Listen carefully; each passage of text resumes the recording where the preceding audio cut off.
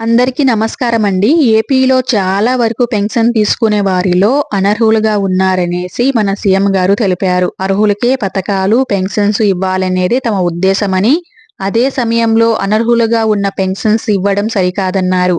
అనర్హులను తొలగించేందుకు 3 నెలల్లోగా దివ్యాంగుల పెన్షన్స్ పై తనిఖీలు పూర్తి చేయాలన్నారు. తప్పుడు సర్టిఫికేట్లు ఇచ్చే డాక్టర్లు, అధికారులపై చర్యలు తప్పవన్నారు. అయితే అర్హులైన ప్రజలు ఏమాత్రం ఇబ్బంది కంగారు పడాల్సిన అవసరం లేదని, అనర్హులుగా ఉన్న పెన్షన్స్ ని తీసేసి అర్హులైన వారికి ఖచ్చితంగా పెన్షన్ వచ్చేలా చూడడమే తమ ధ్యేయమంటూ సీఎం గారు తెలపడం జరిగింది.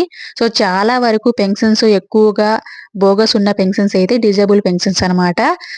అంగవైకల్యం లేకపోయినా వైకల్యం ఉన్నట్లు డాక్టర్ గారికి మాట్లాడుకొని లేదు డబ్బులు ఇచ్చి సర్టిఫికేట్ తెచ్చుకొని డిజేబుల్ పెన్షన్ పొందుతున్నారని సీఎం గారి వద్దకు చాలా ఫిర్యాదులు పోతున్నాయి. అంటే అర్హత లేకపోయినా డిజేబుల్ పెన్షన్ 6,000 లేదు 15,000 పొందుతున్నారు అనేసి చాలా వరకు ఫిర్యాదులు పోవడంతో గవర్నమెంట్ అయితే ఈ నిర్ణయం అయితే తీసుకున్నారు. ఎక్కువగా డిజేబుల్ పెన్షన్స్ మీదే ఫోకస్ చేస్తున్నట్లు తెలుస్తుంది. మిగతా పెన్షన్స్ పక్కన పెడితే ఎక్కువగా సర్టిఫికేట్స్ అన్ని ఫేక్ ఉన్నాయి. అంటే డిజేబిలిటీ లేకపోయినా, పర్మనెంట్ డిజేబిలిటీ లేకపోయినా టెంపరరీ ఉన్న పెన్షన్ చేసుకున్నారు అనేసి, అదే విధంగా 40% బిలో ఉన్నా కూడా ఎక్కువగా ఉన్నట్లు రాపించుకొని తర్వాత పెన్షన్ పొందుతున్నారనేసి ఇలా చాలా రకాల బోగస్ అయితే జరుగుతుంది. 6,000 ఎక్కువగా మనం పెన్షన్స్ లో ఎక్కువ అమౌంట్ వచ్చేది డిజేబుల్ పెన్షన్ లేకపోతే డిఎంహెచ్ఓ పెన్షన్ కాబట్టి ఎక్కువగా అది డాక్టర్ సర్టిఫికేట్ కావాలి కాబట్టి చాలా వరకు జనాలు ఎక్కువగా ఈ పెన్షన్స్ ఎక్కువగా తీసుకోవడం జరుగుతుంది. దీంట్లోనే బోగస్ జరుగుతుందని గవర్నమెంట్ అయితే నిర్ణయం తీసుకున్నారు. 3 నెలల లోపు అంటే జనవరి తర్వాత కూడా ఈ పెన్షన్ సంబంధించి వెరిఫికేషన్ జరగడం, ఇవన్నీ పూర్తయిన తర్వాతే కొత్త పెన్షన్స్ కి అయితే ఆప్షన్ ఇస్తున్నట్లు తెలుస్తుంది. ఇంకోటి ఏంటి అంటే చాలా మందికి ఒక 10-15 సంవత్సరాల ముందు సర్టిఫికేట్ అయితే ఇచ్చింటారు. అది ఆఫ్లైన్ సర్టిఫికేట్ లాగా. ఇప్పుడు గనుక ఐడి కొట్టి సదరం ఐడి కొట్టి చూసినట్లయితే నో డేటా అని చూపిస్తూ ఉంటుంది. ఆ సదరం సర్టిఫికేట్ అనేది జనరేట్ కాదనమాట.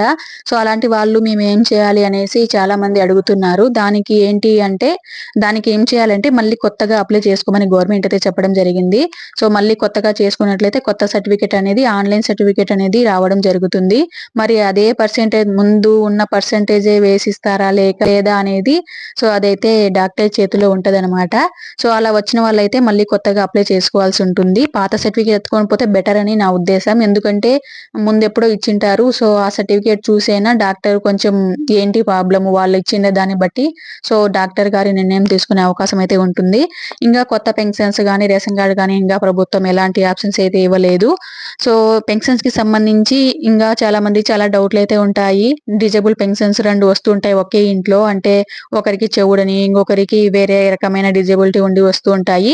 మీకు గనుక 100% అంటే మీకు గనుక చెవుడున్నా లేదు మీకు ఎలాంటి వైకల్యం ఉన్నా అంగవైకల్యం ఉన్నా కూడా 100% మీకు ఉన్నట్లయితే మీరు ఎక్కడ కూడా భయపడాల్సిన అవసరం లేదు. మాకు తీసేస్తారేమో పెన్షన్ రాదేమో అని భయపడాల్సిన అవసరం లేదు. మీరు సర్టిఫికేట్ లో ఉన్న పర్సెంటేజ్ కాదు మెయిన్ చూసేది వాళ్ళు. మీరు ఇప్పుడు మీ పరిస్థితి ఎట్లుంది, నిజంగానే మీకు అంగవైకల్యం ఉందా లేదా అవన్నీ చెక్ చేస్తారు. అదే విధంగా డాక్టర్ పరీక్షలు కూడా జరిపే అవకాశం అయితే ఉంటుంది.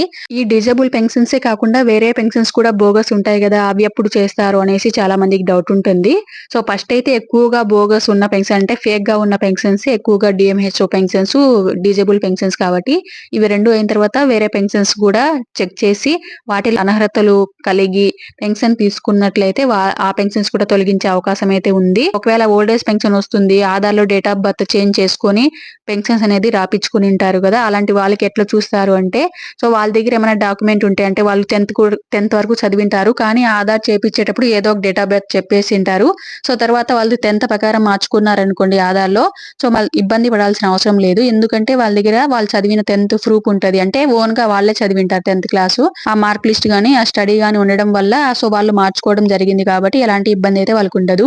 ఒకవేళ వాళ్ళ దగ్గర ఎలాంటి ప్రూఫ్ లేకపోయినా ఆధార్ లో ఏదో డబ్బులు ఇచ్చి మార్చుకున్నారనుకోండి వాళ్ళకైతే ఇబ్బంది పడాల్సిన అవసరం ఉంటది. కానీ ఇప్పుడైతే ఆ పెన్షన్ తర్వాత చేస్తారనమాట, ఇప్పుడే వెరిఫికేషన్ చేయరు. ఇది అనమాట ఇవాల్టి వీడియో. ఈ వీడియో నచ్చితే ఒక లైక్ ఇవ్వండి. కొత్తగా ఎవరైనా చూస్తుంటే మా ఛానల్ తప్పకుండా సబ్స్క్రైబ్ చేసుకోండి. Thank you.